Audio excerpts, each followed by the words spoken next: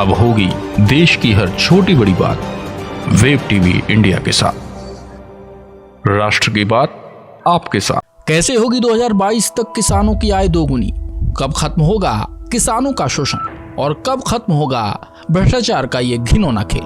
ये प्रश्न है उन किसानों का जो दिन रात कड़ी मेहनत कर फसल तो उगाता है और उस फसल को बेचकर अपने जीवन के हसीन सपने भी संजोता है, लेकिन इन सपनों को चकनाचूर कर देते हैं सरकारी मंडियों में कार्यरत कर्मचारी, जिन्हें ना तो किसी किसान की पीड़ा की फिक्र है और ना ही सरकार का खौफ। इन्हें फिक्र है तो बस उस धन की जो भ्रष्टाचार की काली चादर ओढ़कर आता है और इन कर्मचारियों की जेबें गर्म करता है। यह है बांदा के बिसंडा में स्थित राजकीय धान केंद्र, जहां धान बेचने आए किसानों का आरोप है कि यहां पर उनकी ही सुनी जाती है जिनके पास पैसा हो या जिनका दबदबा हो। साधारण किसान को कई दिनों तक नंबर का इंतजार करना पड़ता है और अगर नंबर मिल भी गया तो कई दिनों तक खुले आसमान के नीचे ट्रॉली सहित धान पड़ा रहता है, जो बाद में मनमाने दाम पर लिया जाता है। वीरेंद्र कुमार। किस गांव से आए हैं? कैरी। क्या समस्या है आपकी? समस्या मेरी ये है कि मैं किराए में ट्राली लेके आया हूँ और 3 दिन से ट्राली मेरी खड़ी है।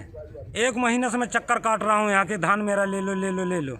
तो ऑनलाइन करवाए थे आपने? ऑनलाइन मेरा 2 महीने पहले का है। तो कोई टोकन वोकन दिए गए? कोई टोकन नहीं मिला। क्या कह रहे हैं मंडी प्रभारी? कह रहे हैं ले लेंगे जब नंबर लगेगा तब ले लेंगे।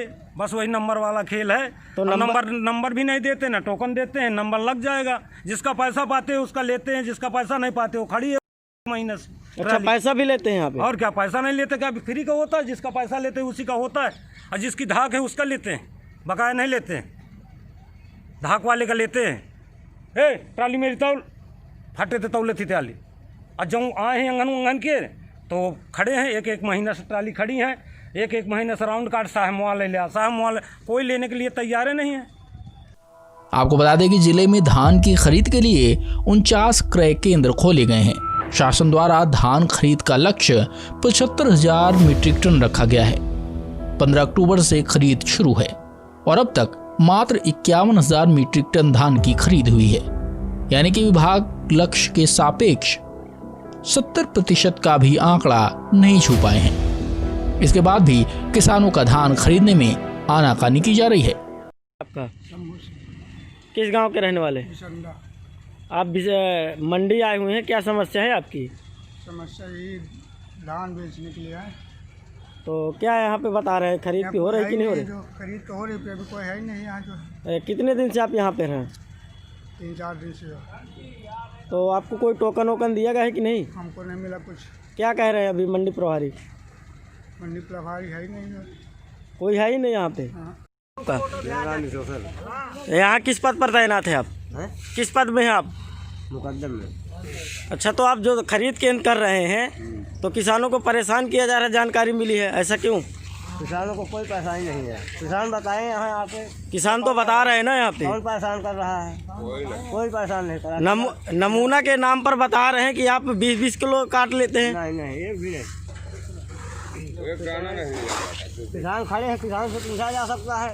अच्छा, किसानों से पूछा जा सकता है। अच्छा, मंडी प्रभारी कौन है आपके? पंकज कुमार पांडे। कहाँ है इस समय वो? तो कमरे में है, आ रहे हैं। अच्छा, कितना बज रहा है अभी? नहाने गए। ये कोई टाइम होता है? ये कोई टाइम होता है? टाइम है, आ रहे हैं। अभी गए काम चालू करा के। अच्छा, लगभग 11 बज रहा है। 11 बजे अभी नहाने गए हैं, अभी मंडी में कोई है नहीं? नहीं, मंडी से आकर काम चालू करा दिए। किसानों की समस्या को देखते हुए मौके पर पहुंचे बसपा नेता कमलेश साहू ने कहा कि शासन की मंशा के अनुसार 300 कुंटल धान की खरीद प्रतिदिन क्रय केंद्रों में किया जाना निर्धारित किया गया है। मैं आपका कमलेश साहू। आप बिसंडा मंडी आए हुए हैं, क्या समस्या है यहाँ की? यहाँ बहुत सारे किसान परेशान हैं। किसानों के साथ इतनी ज़्यादती होती है कि पहले तो नंबरिंग नहीं आती है, यहाँ तक कि टोकन भी नहीं दिया जा रहा। किसान ऑनलाइन करा देता है और किराए की भाड़े की ठेलिया लाता है, ट्रैक्टर लाता है। यहाँ तक कि 10-10 दिन 15-15 दिन खड़े रहते हैं, 2-2 4-4 हज़ार रुपये किराए में चला जाता है। उसके बावजूद किसान मारा घूमता है। बार बार प्रभारी से अनुरोध करने के बावजूद भी किसानों को टोकन नहीं दिया जा रहा। रात में व्यापारियों से साठ गांठ करके पैसा ले करके रात में माल को उतरा करके सीधे डंपिंग करा दिया जाता है और किसानों का कोई नंबर नहीं आ रहा।